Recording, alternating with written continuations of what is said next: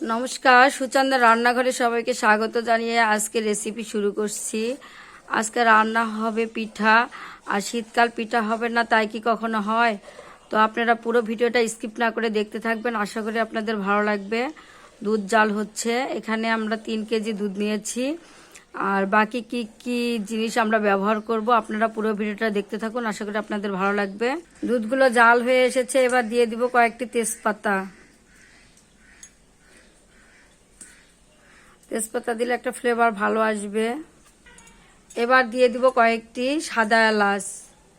এলাচগুলো দিয়ে দেন।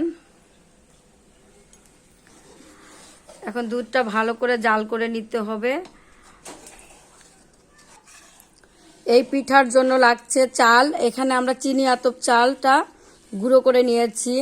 আপনারা অবশ্যই শিলপাটাতে চিনি গুঁড়া চালটা গুঁড়ো করবেন, ব্লেন্ডারে গুঁড়ো করতে যাবেন না, তাহলে কিন্তু একদম ব্লেন্ড হয়ে যাবে, পিঠাটা ভালো হবে না।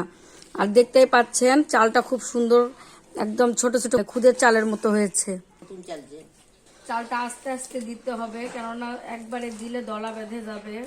এই পিঠার মধ্যে যত দুধ আর নারকেল হবে তত পিঠাটা খেতে টেস্ট হবে। কুড়িয়ে রাখা নারকেল, চাল এবং নারকেল আমরা দুটোই একসঙ্গে দিয়ে দিব। পিঠার কাজ কখনো একা হয় না, 2-3 জন অবশ্যই লাগে।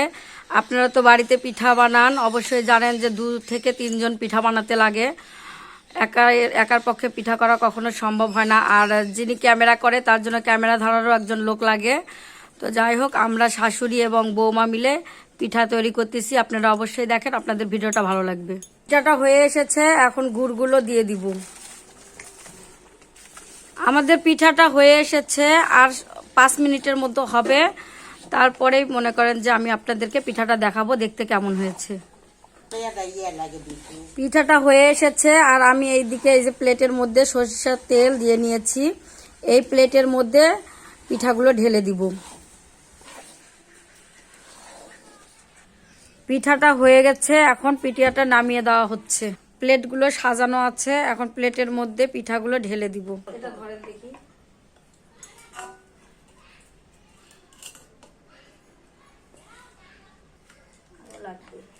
একটা থাল নিবার বেরিয়ে দিয়ে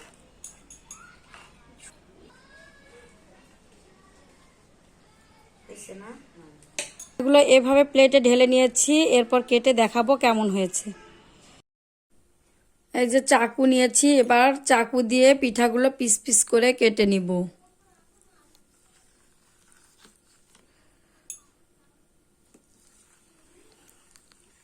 এই পিঠাগুলো ঠান্ডা হওয়ার পর কাটতে হবে, গরম অবস্থায় কাটলে পিঠাগুলো ভেঙে যাবে। আর পিঠাটা খেতে অসাধারণ লাগে, অবশ্যই আপনারা বাড়িতে বানিয়ে খাবেন। খেয়ে কমেন্ট করে জানাবেন কেমন হয়েছে। প্রথমে লম্বালম্বিভাবে কেটে নিলাম, এরপর আমি 4 কোনা করে কেটে নিব।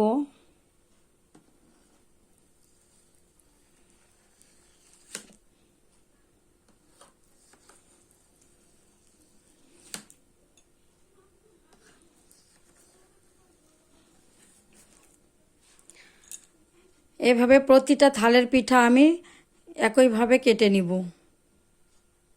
এই যে দেখেন পিঠাটা কেটে নেওয়ার পর কেমন হয়েছে। এখন খেয়ে দেখব পিঠাটা মিষ্টি কীরকম হয়েছে।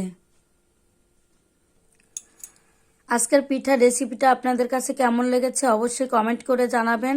যদি ভালো লেগে থাকে একটা লাইক, শেয়ার, সাবস্ক্রাইব করে আমার পাশে থাকবেন। আবারও দেখা হবে নেক্সট কোনো ভিডিও নিয়ে। আজ এ পর্যন্তই। সবাই ভালো থাকবেন, সুস্থ থাকবেন। সবাইকে ধন্যবাদ।